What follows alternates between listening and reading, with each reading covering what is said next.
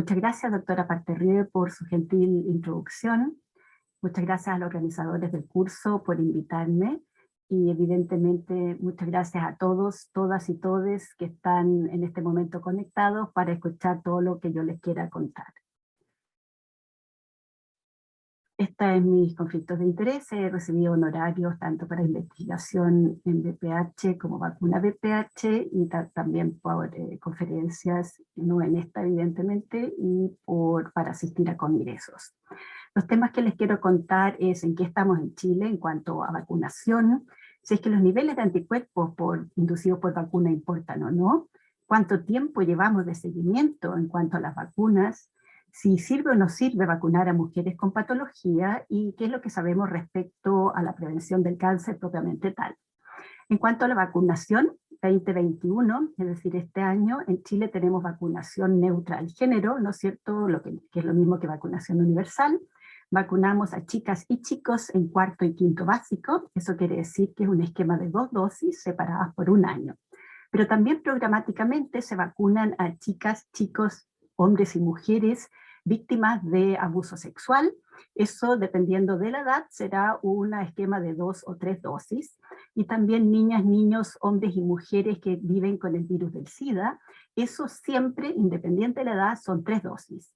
También personas que tienen enfermedad de Crohn, eso es programáticamente, pero también puede haber vacunación por vía casos especiales, con una carta al CEREMI, en caso de trasplantes o algunas otras patologías. Esto es las vacunas que hay en este momento en Chile. La bivalente ya no se comercializa hace algunos años. La que se pone en el PNI, en el Plan Nacional de Inmunizaciones, es la cuadrivalente, que protege contra 16 y 18, responsable del 70% de los cánceres, y contra VPH 6 y 11, responsable del 90% de los condilomas y 95% de las papilomatosis respiratorias recurrentes. La nonavalente, responsable de todas las cepas que ustedes ven en pantalla, existe en Chile, pero para ser puesta en forma particular. ¿En qué estamos entonces? Les voy a mostrar algunos pantallazos del Congreso Eurogym, que fue hace 2 semanas. Obviamente no está permitido sacar fotos o pantallazos, sin embargo estoy convencida que lo que les voy a mostrar no es inapropiación indebida de datos, porque siempre les mostraré el nombre, la foto, incluso a veces la cara del presentador. Por lo tanto no es una apropiación indebida, a lo más están viendo en forma gratuita lo que se mostró ahí, pero eso no es un pecado hoy en día.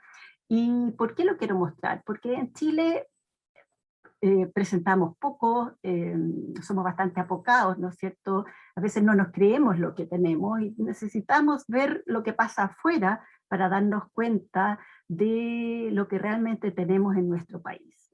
Esta es la cobertura para vacuna VPH que hay en Europa, y ustedes ven que en azul oscuro son los países que tienen una cobertura alta. Para vacuna VPH se considera alto cuando la cobertura es más de un 71% o más. Y les quiero presentar específicamente el caso de Suecia.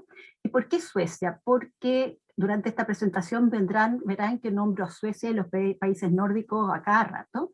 Suecia, al igual que los países nórdicos, tiene algo muy especial, que tienen un número particular como un carnet de identidad, un número así como tenemos nosotros en Chile, que no es algo que exista en el resto de los países europeos en realidad, y que tienen, por ejemplo, en lo de vacuna, un registro nacional de inmunizaciones, pero sobre todo, y eso nos ganan al resto del mundo, muchas bases de datos en salud y en otras que están completamente, que se pueden interrelacionar entre ellas. En cuanto a vacunas de virus papiloma, ellos partieron con vacunación en el año 2006-2007, estaban subsidiadas por el Estado, pero no eran completamente gratuitas. Sin embargo, el año 2012, ya por estudios que demostraron cómo disminuían los condilomas, se partió con la vacunación a nivel escolar en forma gratuita, con un esquema de 3 dosis en mujeres.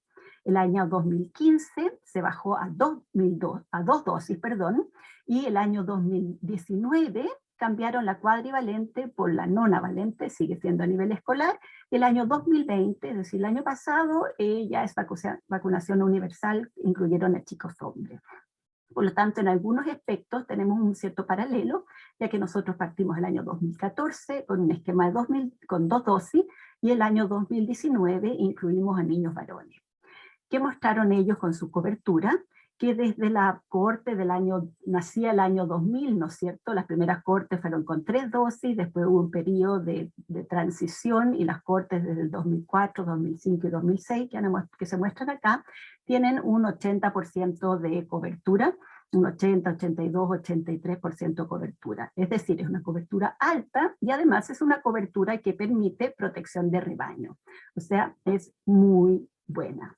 Que veamos qué hay donde nosotros. Estos son las cifras que presenté el año pasado en la International Papilloma Virus Conference de nuestra cobertura del año 2014 a 2019.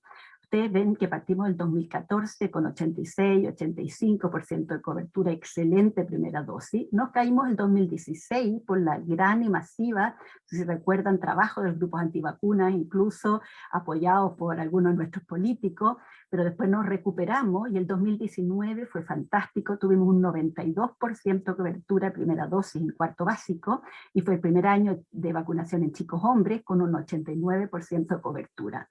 Las segundas dosis nunca son tan buenas, pero llegamos a tener un 87% de cobertura en las niñas mujeres, que fue realmente fantástico. En cohortes, como fue lo que les mostré para las niñas en Suecia, las cifras siempre son mucho mayores. ¿Por qué? Porque una niña que fue rechazadora o bien quedó rezagada por otros motivos, se puede vacunar el año siguiente, subsiguiente o subsubsiguiente, y entonces se van añadiendo a las estadísticas de la cohorte de nacimiento. Entonces ustedes ven que la cohorte de chicas chilenas que nacieron en el 2005 y por lo tanto le tocaba vacunarse por primera vez en el año 2014, con cifras de fines del 2019 ya se había vacunado el 90% con su primera dosis y el 78% con su segunda dosis, lo que realmente es súper bueno. Sin embargo, hay diferencias por regiones, indudablemente. Nuestro norte es un gran problema, no solo en VPH, también en otras vacunas, y la región más austral. Y estas son cifras que les voy a mostrar que todavía no se han presentado. La Conferencia Internacional de Papilomavirus es a fin de año, pero ya se mandaron, ya las mandé, digamos, y son las altas coberturas en la vacunación de VPH pese a la pandemia de COVID. Recuerden que el año pasado hubo largos, bueno, ahora también estamos en cuarentena, región metropolitana desde hoy otra vez, pero los colegios estuvieron en una larga cuarentena durante el año y después de eso la mayoría siguió igual teniendo clases online. Entonces, para todo el sistema de vacunación escolar que existe en el país, no solo para vacunar virus papiloma, sino para todo el resto, los niños eran citados para ir al colegio exclusivamente para la vacunación. ¿Y qué pasó entonces con virus papiloma? Aquí ven ustedes lo que fue la segunda dosis en quinto básico. Recuerden que la vacunación de virus papiloma es en el segundo semestre del año. Esto fue segundo básico, chicas, mujeres. En la curva roja ustedes ven el año 2020 versus 2019. Esto fue cuarto básico, que eran niñas, chicas, mujeres y hombres, comparadas con el año anterior, que realmente se ve muy bien, he dicho súper bien muchas veces en esta presentación. Aquí lo ven en cifra. Primera dosis en cuarto básico, 78%, en mujeres 72%, en hombres, lo que son coberturas, como ustedes ven, buenas, sobre el 71%. La segunda dosis, 73%, lo que sigue siendo una buena cobertura pese a una pandemia con el COVID, y sí nos caímos en los chicos hombres con un 65%. Aquí sí el año pasado hubo grandes variaciones según las regiones en nuestro país. Con el norte no alcanzamos a tener buenas coberturas, y aquí estamos recién analizando todas las causas, ¿no es cierto? Aquí pueden haber influido muchas razones, están las áreas geográficas, está la lejanía, hay colegios que son colegios internados, entonces obviamente que los niños no pudieron ir al colegio para vacunarse, porque están lejos, si vives a 100 kilómetros no puedes ir a vacunarte, está la inmigración, hay muchos factores que todavía tienen que analizarse. Pero en términos generales, la vacunación fue excelente en realidad. Cambiamos los niveles de anticuerpos. ¿Importan? Evidentemente sí importan cuando tienen que mantenerse a largo plazo. Este estudio fue publicado el año pasado, en 2020, a 10 años desde que Dobson publicara el estudio clínico randomizado de 2 dosis versus 3 dosis en niñitas en la Columbia Británica en Canadá. Este fue un estudio clínico randomizado independiente hecho aquí en Canadá, no era de la industria, para comparar 2 versus 3 dosis, y que realmente demostró de que no había inferioridad y fue uno de los puntapiés, ¿no es cierto?, a que se pudiera partir vacunando con 2 dosis. Y a 10 años demostró, pues ven ustedes aquí, la estabilidad de los niveles de anticuerpos y por lo tanto su conclusión, ¿no es cierto?, que demuestra la inmunogenicidad de 2 dosis a 10 años. Otro estudio que demuestra aquí que importan los niveles, ¿no es cierto? Esto es una publicación, digamos, es una presentación ahora en el Eurogym del grupo de Philipp Maris, del Deutsches Krebsforschungsinstitut, que es Centrum, que es el Centro para Investigación de Cáncer de Alemania, que demuestra a 12 años la estabilidad de los niveles de anticuerpos. Aquí ustedes ven arriba para anticuerpos de VPH 16, 18, abajo 6 y 31. Y en naranjo está la bivalente y el calipso la cuadrivalente. Aquí hay dos cosas interesantes, porque cuando uno ve este tipo de gráfico, esta publicación propiamente tal se va a publicar ahora en el Lancet Infection Disease. De repente, aquí uno puede decir claramente de que los niveles de, por ejemplo, en los dos superiores de la bivalente son superiores a la cuadrivalente. Abajo, a la izquierda, uno puede decir que los cuadrivalentes son superiores a la bivalente, y en la otra puede decir que son similares. Pero más que eso uno no puede concluir, no puede concluir que unos son mejores que otros, ¿ok? Ni siquiera los autores concluyen esas cosas. ¿Por qué? No se puede concluir porque todavía los mínimos necesarios protectores no se conocen, ¿ok? Y esa es toda una línea futura de investigación de este grupo de Philipp Maris y del Centro de Investigación de Cáncer de Alemania, ¿ok? Entonces, eso es algo importante a tener en cuenta. De hecho, ellos concluyen que se puede demostrar niveles anticuerpos neutralizantes hasta 12 años, y el próximo paso va a ser definir los niveles protectores mínimos. Estos sueros eran sueros obtenidos de mujeres de los protocolos Patricia, de la bivalente, de protocolos Future, de la cuadrivalente, de muestras de Finlandia y de otras que en este momento en realidad no recuerdo.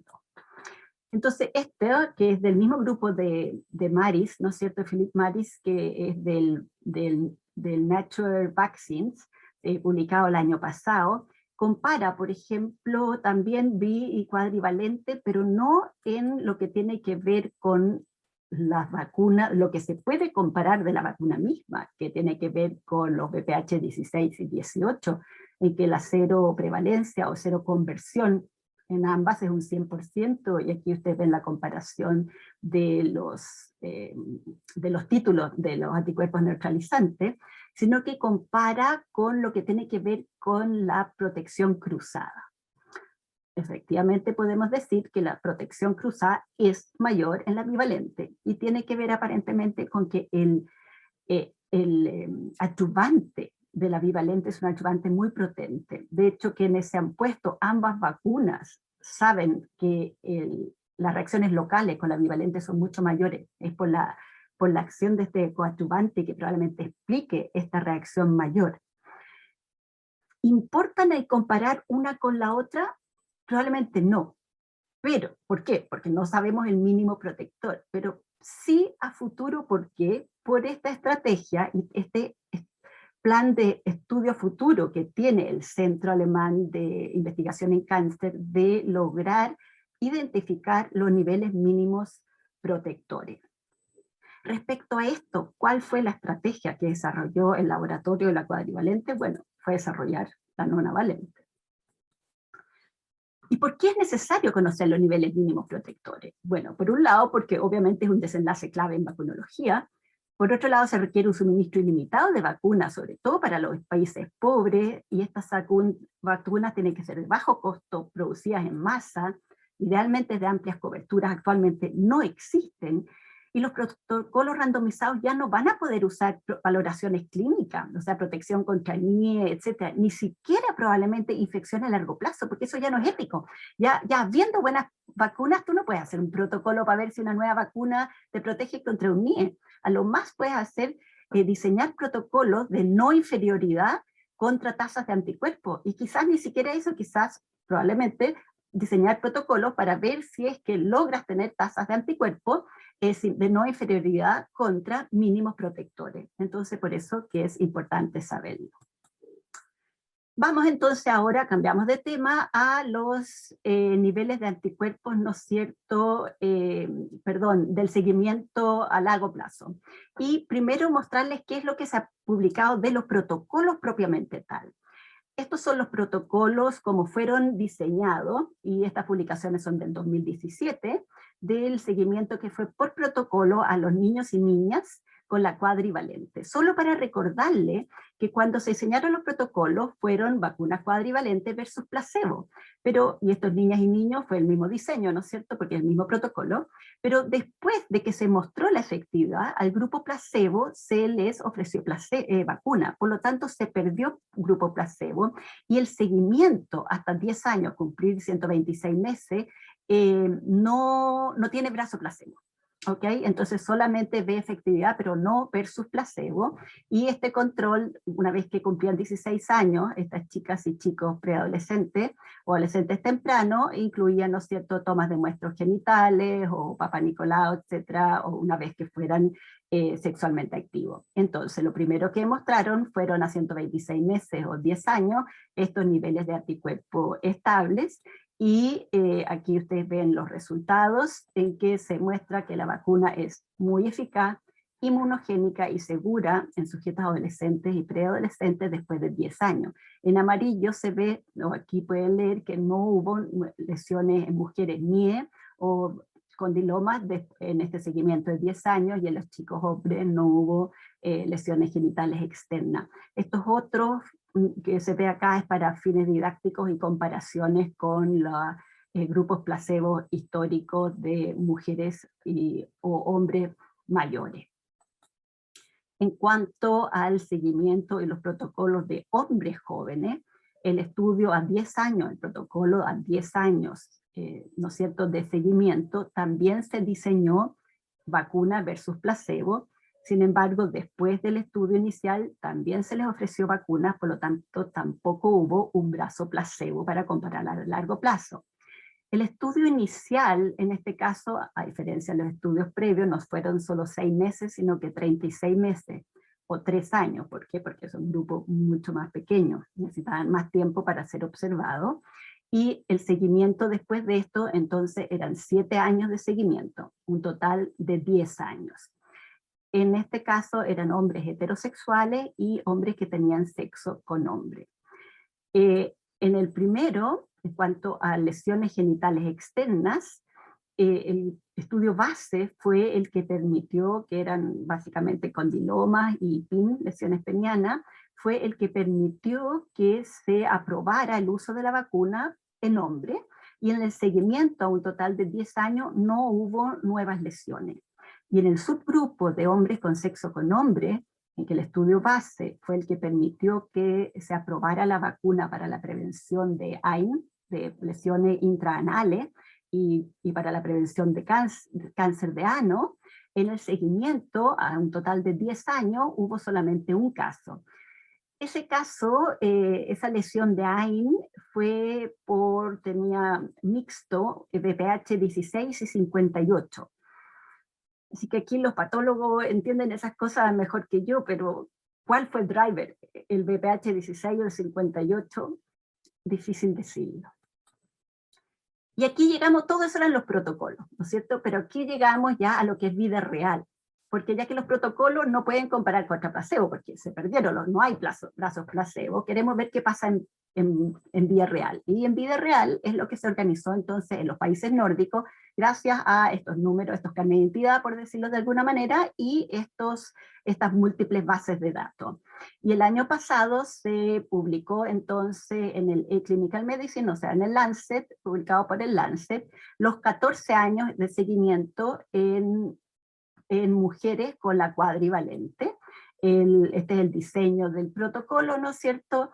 Los que recibieron vacuna en el estudio base, se siguieron 2.500, un poco más de 2.500 mujeres en Dinamarca, Islandia, Noruega y Suecia, siguiendo lo que fue sus seguimientos normales, habituales, cada 2 años en general, y que estaba entonces en estas bases de datos. Eso es con la cuadrivalente. Esto mismo existe con la nonavalente, y la publicación fue relativamente reciente este año, con el análisis, interim análisis a 8 años, en que el diseño también tiene un seguimiento del grupo que recibieron la nonavalente desde el 2007 al 2023. Aquí les llama la atención que es del 2007, porque hubo un grupo, eso se describe en el estudio cuando uno lo lee, hubo un grupito centinela, que fue antes, que estaba todavía, cuando se estaban recién desarrollando la nonavalente, que entonces si bien este es un estudio a 8 años plazo, este grupito tiene más años, porque era, como les digo, un grupo centinela.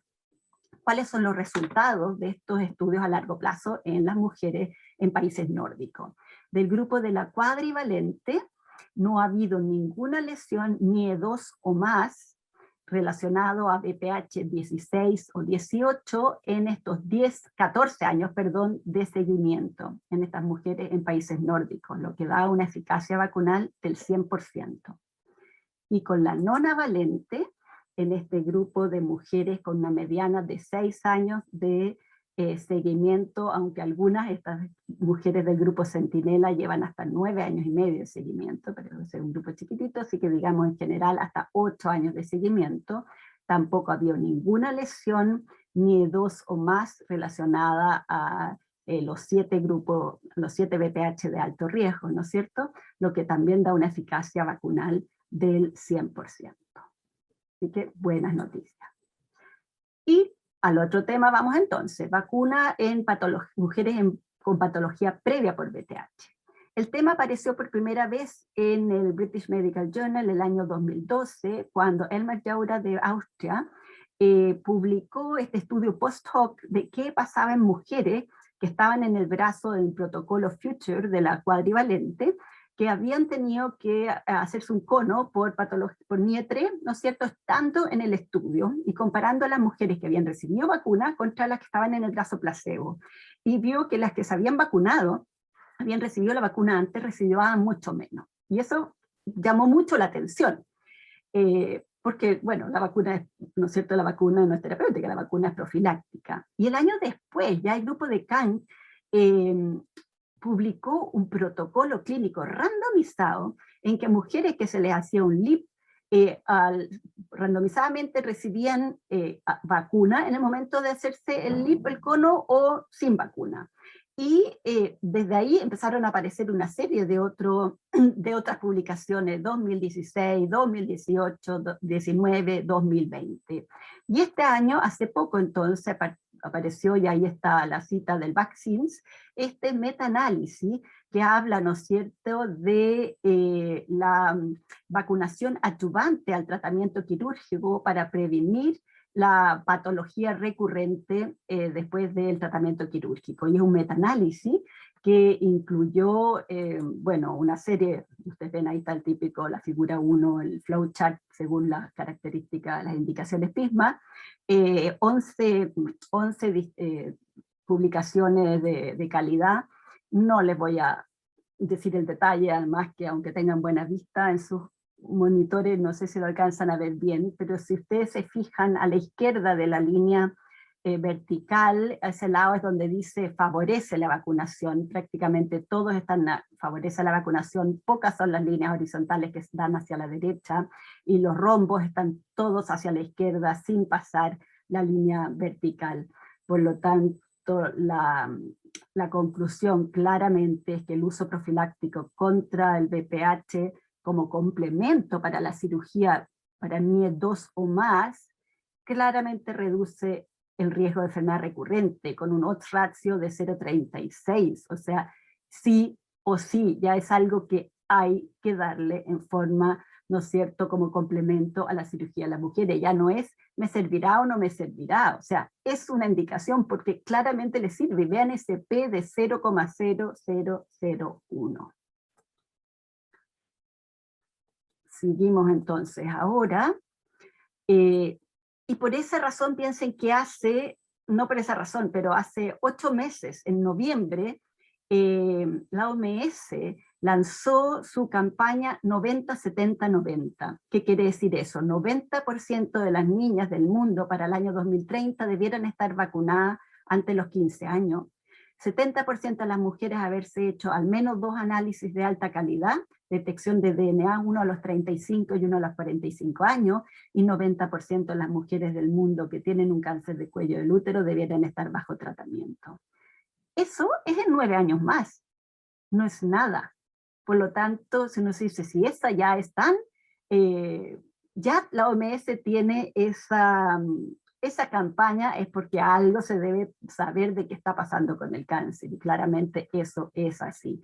Yo creo que la gran mayoría de ustedes debe haber visto esta publicación de los resultados en vía real, pero si hay alguien que no la ha visto, quiero repasarla, que es nuevamente Suecia. Recuerden que ya lo dije, que la vacuna estaba subsidiada en el 2007, pero desde el 2012 es parte del Plan Nacional de Vacunaciones. Hubo algo que no dije, pero hubo un catch-up durante un periodo para las chicas de 13 a 18 años. Eso permite, ¿no es cierto?, lo que les voy a mostrar ahora.